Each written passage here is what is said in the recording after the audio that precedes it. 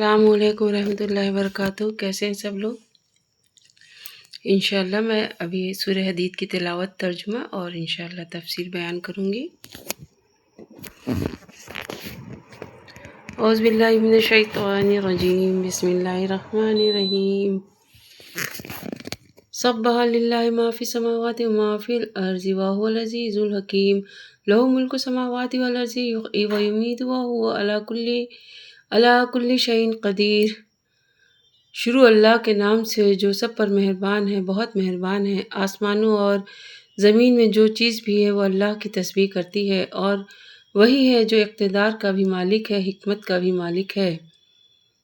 آسمانوں اور زمین کی بادشاہت اسی کی ہے، وہی زندگی بخشتا اور موت دیتا ہے، اور وہ ہر چیز پر پوری قدرت رکھنے والا ہے۔ وہی هو الاول والآخر والظاہر والباطن وہو بکل شیء علیم۔ وہی اول بھی ہے اور آخر بھی، ظاہر بھی ہے اور چھپا ہوا بھی، اور وہ ہر چیز کو پوری طرح جاننے والا ہے۔ هو الذی خلق السماوات والارض فی ستۃ ایام ثم استوى علی العرش یعلم ما یلج فی الارض وما یخرج منها وما ينزل من السماء وما يعرج فيها وهو معكم أينما كنتم واللہ بما تعملون بصیر۔ وہی ہے جس نے آسمانوں اور زمین کو 6 دن میں پیدا کیا، پھر عرش پر استوا فرمایا۔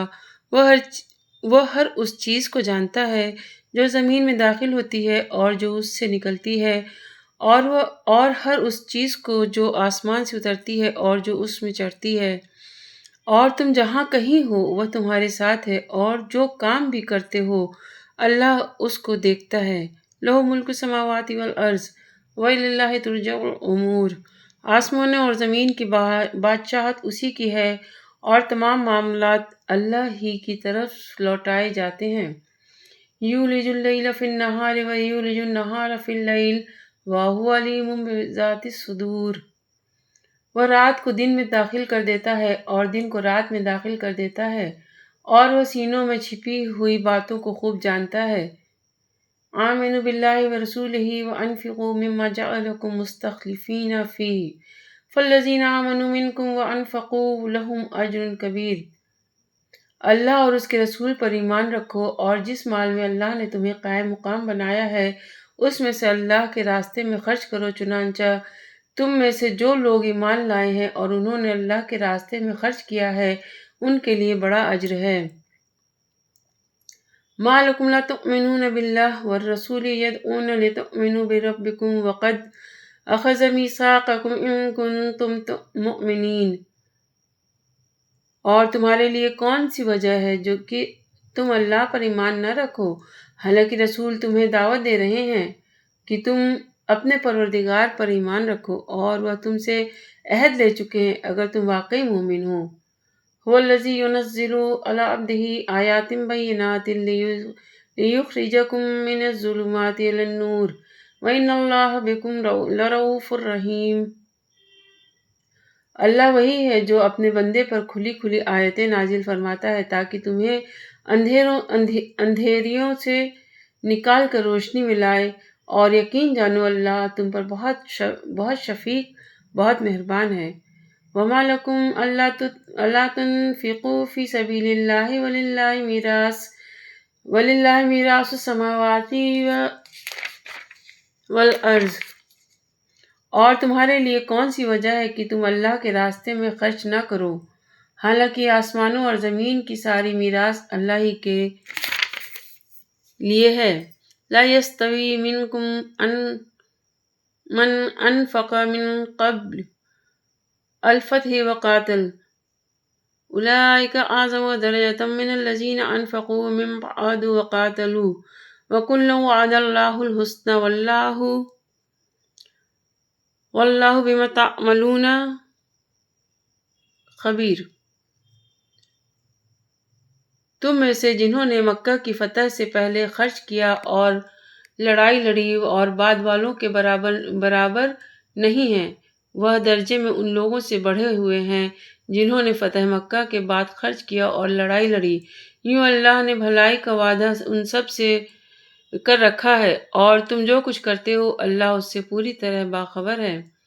من ذا الذی یقرض اللہ قرضا حسنا ویضاعفہ لہ ولہ اجر کریم، کون ہے جو اللہ کو قرض دے اچھا قرض جس کے نتیجے میں اللہ اسے دینے والے کے لیے کئی گنا بڑھا دے، اور ایسے شخص کو بڑا باعزت اجر ملے گا۔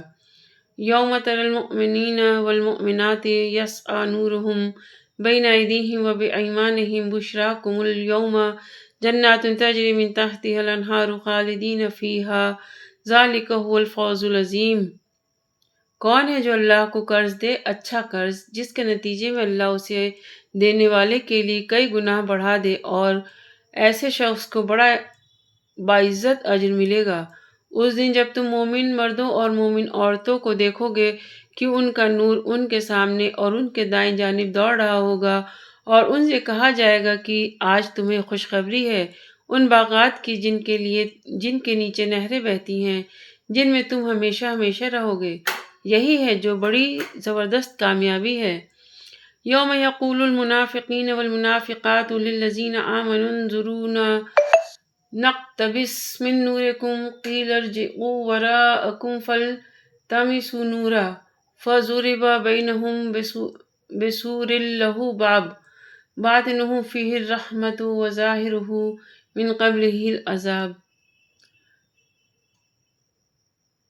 اس دن جب منافق مرد اور منافق عورتیں ایمان والوں سے کہیں گے کہ ذرا ہمارا انتظار کر لو کہ تمہارے نور سے ہم بھی کچھ روشنی حاصل کر لیں، ان سے کہا جائے گا کہ تم اپنے پیچھے لوٹ جاؤ پھر نور تلاش کرو۔ پھر ان کے درمیان ایک دیوار حائل کر دی جائے گی جس میں ایک دروازہ ہوگا جس کے اندر کی طرف رحمت ہوگی اور باہر کی طرف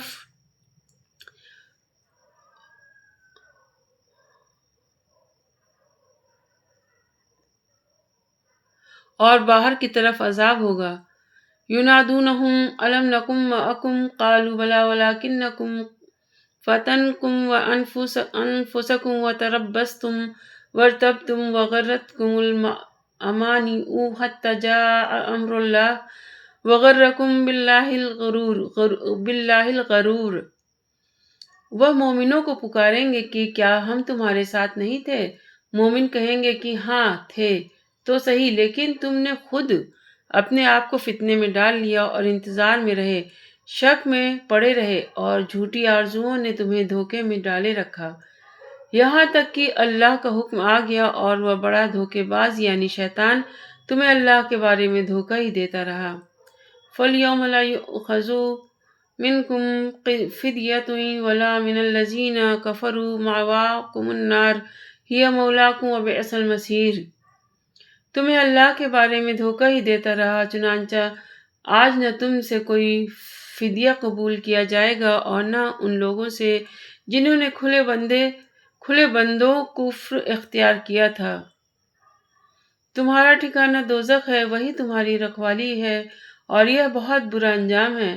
الم یعن للذین آمنوا ان تخشع قلوبہم لذکر اللہ وما نزل من الحق ولا یکونوا کالذین اوتوا الکتاب من قبل فطال علیہم الامد فقست قلوبہم وکثیر منہم فاسقون۔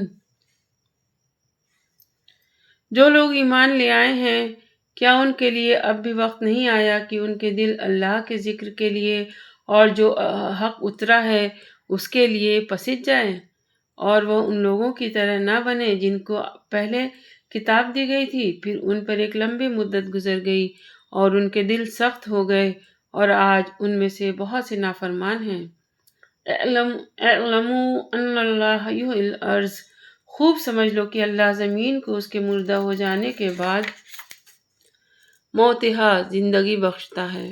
قد بینا لکم الآیات لعلکم تعقلون، ہم نے تمہارے لیے نشانیاں کھول کھول کر واضح کر دی ہیں تاکہ تم سمجھ سے کام لو۔ ان المصدقین والمصدقات واقرضوا اللہ قرضا حسنا یضاعف لهم ولهم اجر کریم، یقیناً وہ جو صدقہ دینے والے مرد اور صدقہ دینے والی عورتیں ہیں اور انہوں نے اللہ کو قرض دیا ہے اچھا قرض، ان کے لیے اس صدقے کو کئی گنا بڑھا دیا جائے گا اور ان کے لیے باعزت اجر ہے۔ والذین آمنوا باللہ ورسولہ اولئک هم الصدیقون والشہداء عند ربہم لہم اجرہم ونورہم والذین کفروا وکذبوا بآیاتنا اولئک اصحاب الجحیم۔ اور جو لوگ اللہ پر اور اس کے رسولوں پر ایمان لائے ہیں وہی اپنے رب کے نزدیک صدیق اور شہید ہیں، ان کے لیے ان کا اجر اور ان کا نور ہے، اور جن لوگوں نے کفر اپنا لیا اور ہماری نشانیاں جھٹلایا وہ دوزخی لوگ ہیں۔ اعلموا انما الحیات الدنیا لعب ولہو وزینۃ وتفاخر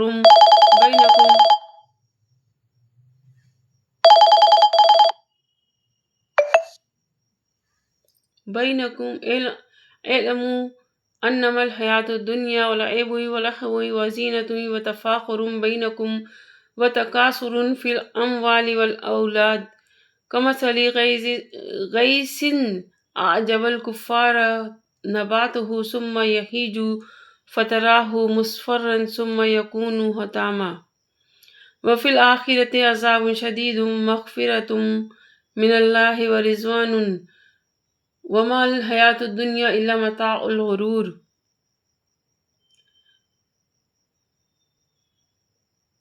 خوب سمجھ لو کہ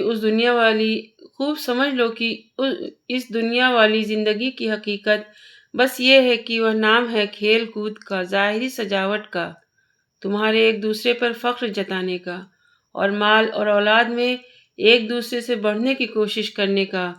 اس کی مثال ایسی ہے جیسے ایک بارش جس سے اگنے والی چیزیں کسانوں کو بہت اچھی لگتی ہیں، پھر وہ اپنا زور دکھاتی ہے، پھر تم اس کو دیکھتے ہو کہ زرد ہو پڑ گئی ہے، پھر وہ چورا چورا ہو جاتی ہے، اور آخرت میں ایک تو سخت عذاب ہے اور دوسرے اللہ کی طرف سے بخشش ہے اور خوشنودی، اور دنیا والی زندگی دھوکے کے سامان کے سوا کچھ بھی نہیں ہے۔ سابقوا الی مغفرۃ من ربکم وجنۃ عرضھا کعرض السماء والارض اعدت للذین آمنوا باللہ ورسولہ ذلک فضل اللہ یؤتیہ من یشاء واللہ ذو الفضل العظیم۔ ایک دوسرے سے آگے بڑھنے کی کوشش کرو اور اپنے پروردگار کی بخشش کی طرف اور اس جنت کی طرف جس کی چوڑائی آسمان اور زمین کی چوڑائی جیسی ہے، یہ ان لوگوں کے لیے تیار کی گئی ہے جو اللہ اور اس کے رسولوں پر ایمان لائے ہیں۔ یہ اللہ کا فضل ہے جو وہ سب کو چاہتا ہے، یہ اللہ کا فضل ہے جو وہ جس کو چاہتا ہے دیتا ہے، اور اللہ بڑے فضل والا ہے۔ ما اصاب من مصیبت فی الارض ولا فی انفسکم الا فی کتاب من قبل ان نبرأها ان ذلک علی اللہ یسیر۔ کوئی مصیبت ایسی نہیں ہے جو زمین میں نازل ہوتی یا تمہاری جانوں کو لاحق ہوتی ہو، مگر وہ ایک کتاب میں اس وقت سے درج ہے جب ہم نے ان جانوں کو پیدا بھی نہیں کیا تھا۔ یقین جانو یہ بات اللہ کے لیے بہت آسان ہے۔ لِكَيْ لَا تَعْسَوْا عَلَىٰ مَا فَاتَكُمْ وَلَا تَفْرَحُوا بِمَا آتَاكُمْ وَاللَّهُ يُحِبُّ كُلَّ مُخْتَالٍ فَخُورٍ۔ یہ اس لیے تاکہ جو چیز تم سے جاتی رہے اس پر تم غم میں نہ پڑو، اور جو چیز اللہ تمہیں عطا فرما دے اس پر تم اتراؤ نہیں، اور اللہ کسی ایسے شخص کو پسند نہیں کرتا جو اتراہٹ میں مبتلا ہو، شیخی بگانے والا ہو۔ الذین یبخلون ویامرون الناس، وہ ایسے لوگ ہیں جو کنجوسی کرتے ہیں اور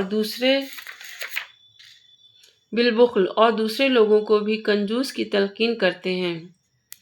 وَمَن يَتَوَلَّ فَإِنَّ اللَّهَ هُوَ الْغَنِيُّ الْحَمِيدُ، اور جو شخص منہ موڑ لے تو یاد رکھو کہ اللہ ہی ہے جو سب سے بے نیاز ہے، لقد بذات خود قابل تعریف، هو الغنی الحمید، بذات خود قابل تعریف۔ لقد ارسلنا رسولنا بالبینات وانزلنا معهم الکتاب والمیزان لیقوم الناس بالقسط وانزلنا الحدید فیہ باس شدید ومنافع للناس ولیعلم اللہ من سرہ ورسلہ بالغیب ان اللہ قوی عزیز۔ حقیقت یہ ہے کہ ہم نے اپنے پیغمبروں کو کھلی ہوئی نشانیاں دے کر بھیجا اور ان کے ساتھ کتاب بھی اتاری اور ترازو بھی، تاکہ لوگ انصاف پر قائم رہے، اور ہم نے لوہا اتارا جس میں جنگی طاقت بھی ہے اور لوگوں کے لیے دوسرے فائدے بھی، اور یہ اس لیے تاکہ اللہ جان لے کہ کون ہے جو اس کو دیکھے بغیر اس کے دین کی اور اس کے پیغمبروں کی مدد کرتا ہے۔ یقین رکھو کہ اللہ بڑی قوت کا، بڑے اقتدار کا مالک ہے۔ وَلَقَدْ أَرْسَلْنَا نُوحًا وَإِبْرَاهِيمَ وَجَعَلْنَا فِي ذُرِّيَّتِهِمَا النُّبُوَّةَ وَالْكِتَابَ فَمِنْهُم مُهْتَدٍ وَكَثِيرٌ مِّنْهُمْ فَاسِقُونَ۔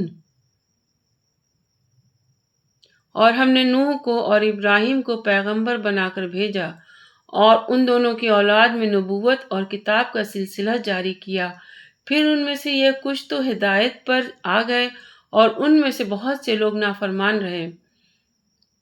ثم قفینا علی آثارہم برسولنا وقفینا بعیسی ابن مریم وآتیناہ الانجیل وجعلنا فی قلوب الذین اتبعوہ رأفۃ ورحمۃ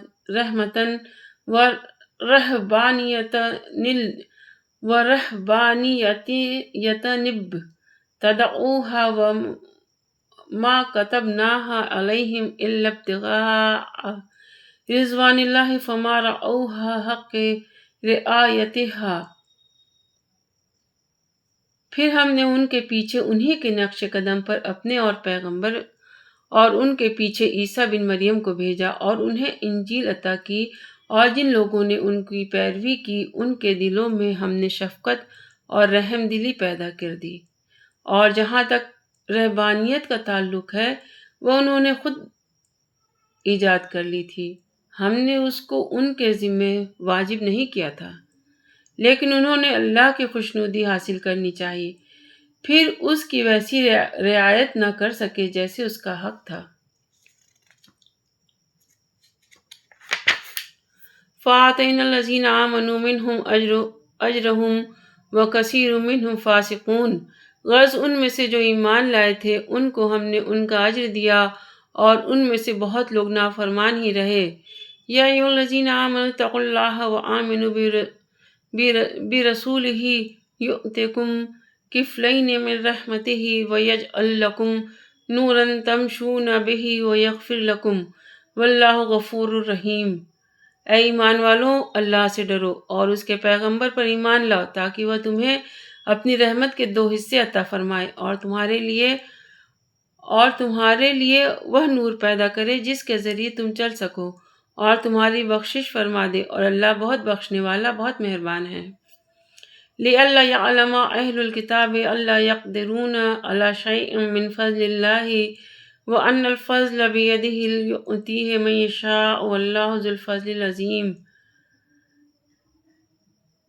وہ نور پیدا کرے جس کے ذریعے تم چل سکو اور تمہاری بخشش فرما دے، اور اللہ بہت بخشنے والا، بہت مہربان ہے، تاکہ اہل کتاب کو معلوم ہو جائے کہ اللہ کے فضل میں سے کسی چیز پر انہیں کوئی اختیار نہیں ہے، اور یہ کہ فضل تمام تر اللہ کے ہاتھ میں ہے، جو وہ جس کو چاہتا ہے عطا فرماتا ہے، اور اللہ فضل عظیم کا مالک ہے۔ بے شک۔ اب میں تفسیر پڑھتی ہوں اس کی، سورہ حدید کی۔ دیکھیے سورہ بنی اسرائیل کی 17 سے 44 آیت تک میں اب آ گیا ہے۔ اللہ تعالیٰ اول اس معنی میں ہے کہ اس سے پہلے کوئی چیز نہیں تھی اور وہ ہمیشہ سے موجود ہے۔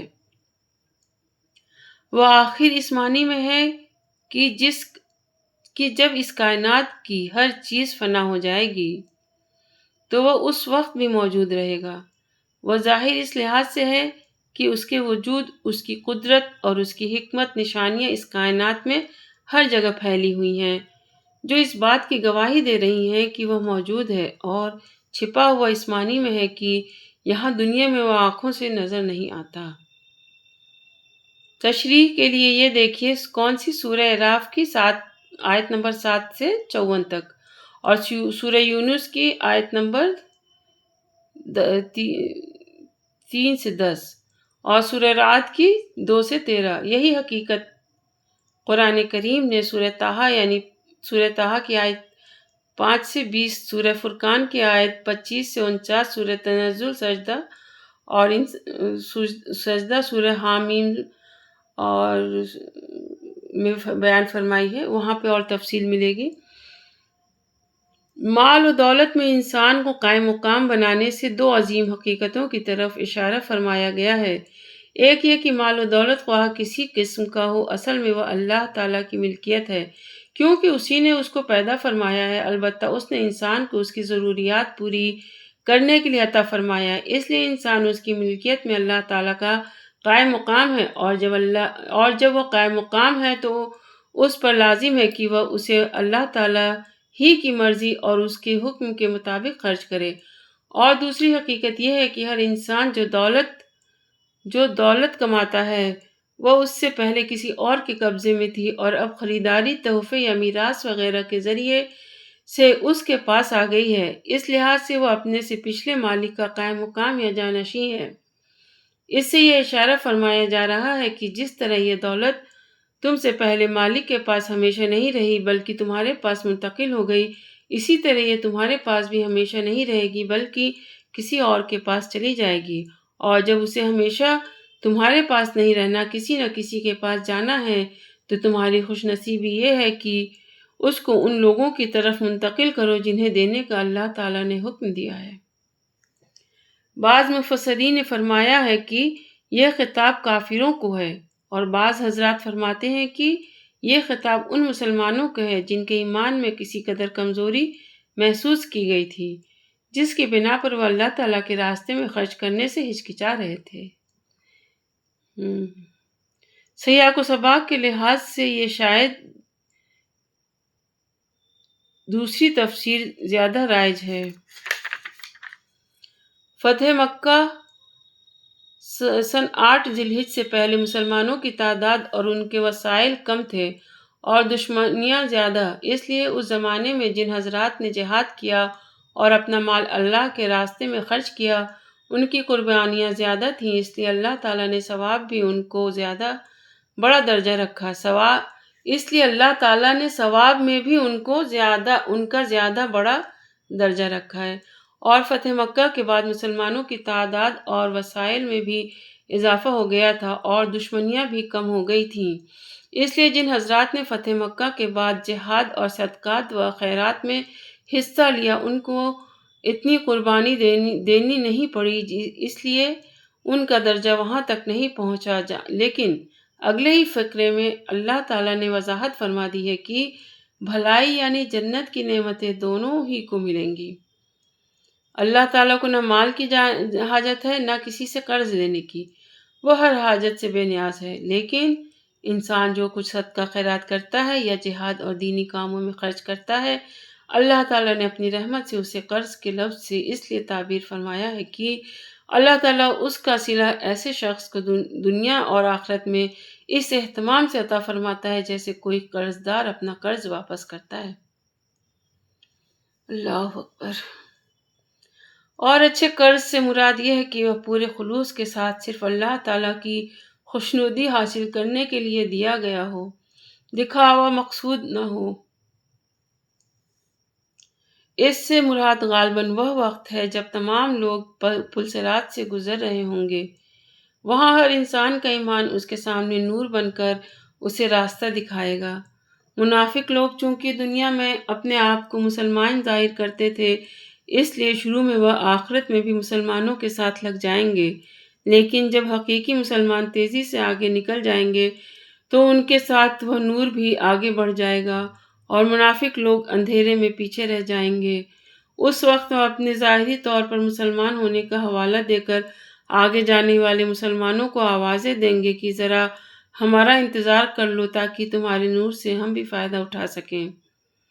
یعنی یہ فیصلہ پیچھے ہو رہا ہے کہ کسی کو نور ملے کسی کو نہ ملے، اس لیے پیچھے جا کر نور حاصل کرنے کی درخواست کرو، یعنی اس انتظار میں رہیں یعنی اس انتظار میں رہے کہ کب مسلمان پر کوئی مصیبت آئے اور ہم کھلے بندوں اپنے کفر کا اظہار کریں۔ منافقین اس انتظار اور آرزو میں تھے کہ مسلمانوں کو ان کے دشمنوں کے ہاتھوں شکست ہو جائے اور معاذ اللہ اسلام کا بالکل خاتمہ ہی ہو جائے۔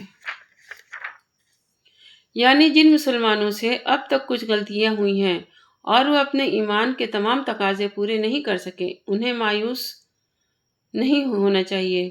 جس طرح اللہ تعالیٰ مردہ پڑی ہوئی زمین کو زندگی بخشتا ہے، اسی طرح وہ توبہ کرنے والوں کی توبہ قبول فرما کر انہیں بھی نئی زندگی بخش دیتا ہے۔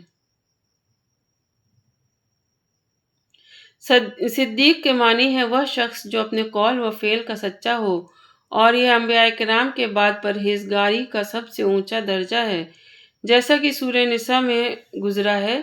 اور شہید کے لفظی معنی تو گواہ کے ہیں، اور قیامت میں امت محمدیہ اعلیٰ صحابہ الصلاۃ والسلام کے پرہیزگار افراد پچھلے انبیاء کرام علیہ السلام کے حق میں گواہی دیں گے، جیسا کہ سورہ بقرہ میں گزرا ہے۔ نیز شہید ان حضرات کو بھی کہا جاتا ہے جو اللہ تعالیٰ کے راستے میں جہاد کرتے ہوئے اپنی جان کی قربانی پیش کریں۔ یہاں یہ بات منافقوں کے مقابلے میں فرمائی جا رہی ہے کہ صرف زبان سے ایمان کا دعویٰ کر کے کوئی شخص صدیق اور شہید کا درجہ حاصل نہیں کر سکتا، بلکہ وہی لوگ یہ درجہ حاصل کر سکتے ہیں جو دل سے سچا اور پکا ایمان لے آئے ہوں، یہاں تک کہ ایمان کے آثار ان کی عملی زندگی میں پوری طرح ظاہر ہوں۔ یہاں اللہ تعالیٰ نے ان دلچسپیوں کا ذکر فرمایا ہے جن سے انسان اپنی زندگی کے مختلف مرحلوں میں دل لگاتا ہے۔ بچپن میں ساری دلچسپی کھیل کود سے ہوتی ہے، اور جوانی کے دور میں زیب و زینت اور سجاوٹ کا شوق پیدا ہوتا ہے، اور اس زیب و زینت اور دنیا کے ساز و سامان میں ایک دوسرے کے سامنے اپنی برتری جتانے اور اس پر فخر کرنے کا ذوق ہوتا ہے۔ پھر بڑھاپے میں مال اور اولاد میں ایک دوسرے سے بڑھ جانے کو ہی انسان دلچسپی کا مرکز بنا لیتا ہے، اور ہر مرحلے میں انسان جس چیز کو اپنی دلچسپی کا معراج سمجھتا ہے، اگلے مرحلے میں وہ بے حقیقت معلوم ہونے لگتی ہے، بلکہ بعض اوقات انسان اس پر ہنستا ہے کہ میں نے کس چیز کو اپنی زندگی کا حاصل سمجھا ہوا تھا۔ آخرت میں پہنچ کر انسان کو پتہ چلے گا کہ یہ ساری دلچسپیاں بے حقیقت تھیں، اور اصل حاصل کرنے کی چیز تو یہ آخرت کی خوشحالی تھی۔ کتاب سے مراد یہاں لوح محفوظ ہے، جس میں اللہ نے قیامت تک ہونے والے تمام واقعات پہلے سے لکھے ہوئے ہیں۔ جس شخص کا اس بات پر ایمان ہو کہ دنیا میں جو کچھ ہو رہا ہے وہ اسی تقدیر کے مطابق ہو رہا ہے جو لوح محفوظ میں پہلے سے لکھی ہوئی ہے، اسے کسی ناگوار واقعے پر اتنا صدمہ نہیں ہوتا جو اسے دائمی پریشانی اور حسرت میں مبتلا رکھے، بلکہ یہ چیز اس کی تسلی کا باعث ہوتی ہے کہ جو کچھ تقدیر میں لکھا تھا وہی ہوا، اور یہ کہ اس دنیا کی تکلیفیں آخرت کی نعمتوں کے مقابلے میں کوئی حیثیت نہیں رکھتی۔ اسی طرح اگر کوئی خوشی کا واقعہ پیش آ جاتا ہے تو انسان اس پر اترا کر تکبر میں مبتلا نہیں ہوتا، اس لیے کہ وہ جانتا ہے کہ واقعہ اللہ تعالیٰ کی تخلیق اور تقدیر کے مطابق ہے، اور اس پر انسان کو اترانے کے بجائے اللہ تعالیٰ کا شکر گزار ہونا چاہیے، چونکہ اس صورت میں لوگوں کو اللہ تعالیٰ کے راستے میں اپنا مال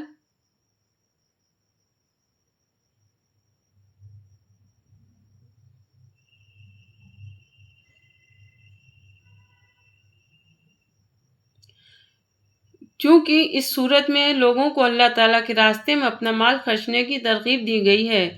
اس لیے یہاں فرمایا جا رہا ہے کہ جو لوگ تقدیر پر ایمان نہیں رکھتے وہ اپنے مال کو تنہا اپنی کوشش کا پھل سمجھ کر شیخی بگاڑتے ہیں، اور نیک کاموں کے لیے کچھ خرچ کرنے میں کنجوسی سے کام لیتے ہیں۔ ترازو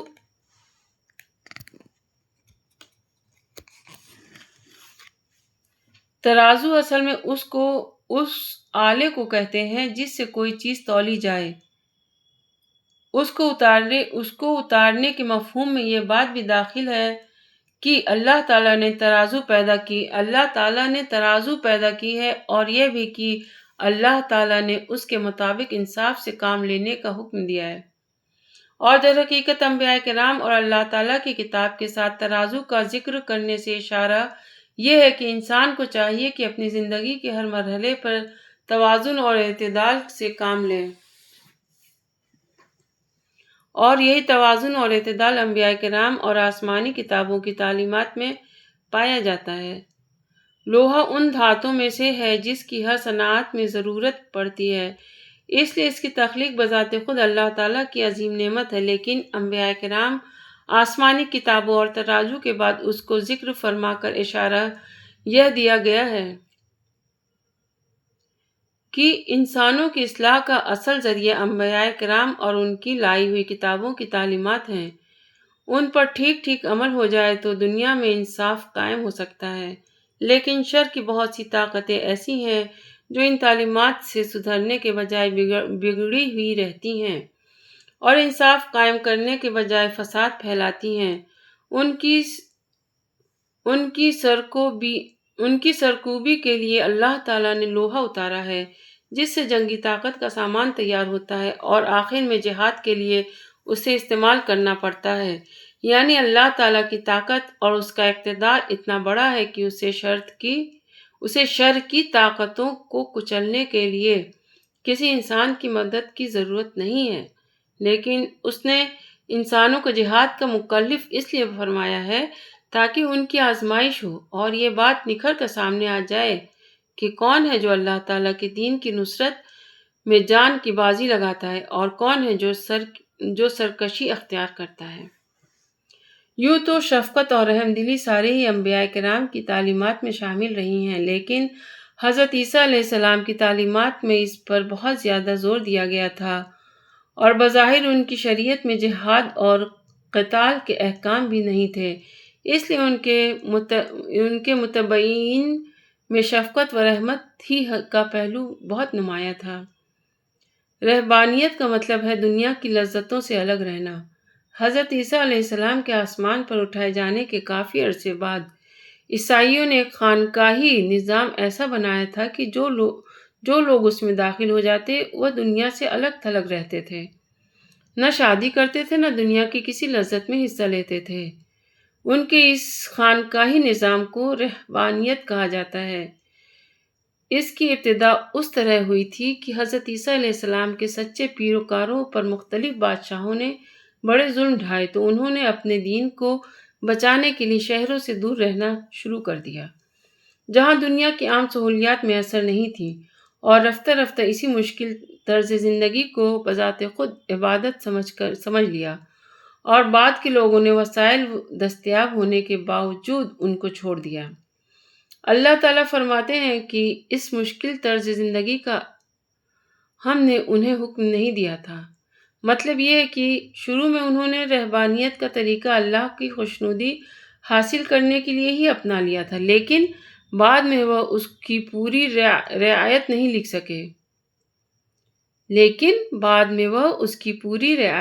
لکھ سکے۔ رعایت نہ رکھنے کے دو پہلو ہیں، ایک یہ کہ جس چیز کو اللہ تعالیٰ نے ان پر لازم نہیں کیا تھا انہوں نے اسے لازم سمجھ لیا، حالانکہ دین میں اپنی طرف سے کسی ایسی بات کو لازم سمجھنا جائز نہیں ہے جو اللہ تعالیٰ نے لازم نہ فرمائی ہو، اور دوسرے یہ کہ جو باتیں انہوں نے اپنے ذمہ لازم کی تھیں ان کی عملی طور پر پابندی نہ کر سکے، چونکہ یہ پابندیاں انسانی فطرت کے خلاف تھیں۔ اس لیے رفتہ رفتہ بشری تقاضوں نے زور دکھایا اور مختلف حیل و بہانوں سے یا خفیہ طور پر ان لذتوں کا حصول شروع ہو گیا۔ پابندی تو نکاح پر بھی تھی، لیکن اس پابندی کے نتیجے میں بدکاری کی وبائیں پھوٹ پڑیں، اور جس مقصد سے رہبانیت شروع کی گئی تھی وہ سراسر ناکام ہو کر رہ گیا۔ یہ ان اہل کتاب کا ذکر ہے جو حضور سرور عالم صلی اللہ علیہ وسلم پر ایمان لے آئے تھے۔ ان کے بارے میں سورہ قصص میں بھی یہ گزرا ہے کہ ان کو اللہ تعالیٰ دوہرا ثواب عطا فرمائیں گے، کیونکہ انہوں نے حضرت موسیٰ علیہ السلام یا حضرت عیسیٰ علیہ السلام پر بھی ایمان رکھا اور حضور اقدس صلی اللہ علیہ وسلم پر بھی ایمان لائے۔ اس کا ایک مطلب یہ ہے کہ وہ نور جہاں بھی تم جاؤ گے تمہارے ساتھ رہے گا، اور دوسرا مطلب یہ ہے کہ پل صراط پر وہ تمہارے لیے روشنی پیدا کرے گا جس میں تم چل سکو گے۔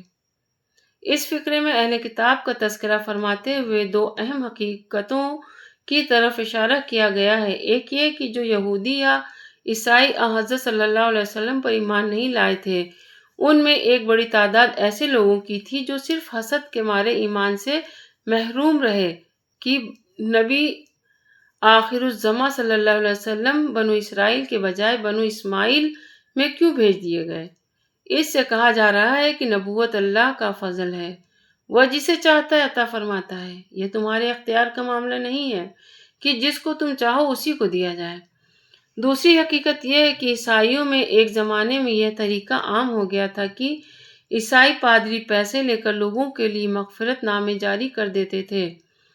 وہ مغفرت نامہ مرنے والے کے ساتھ ہی دفن کیا جاتا اور یہ سمجھا جاتا کہ مغفرت کے اس پروانے سے مردے کی بخشش ہو جائے گی۔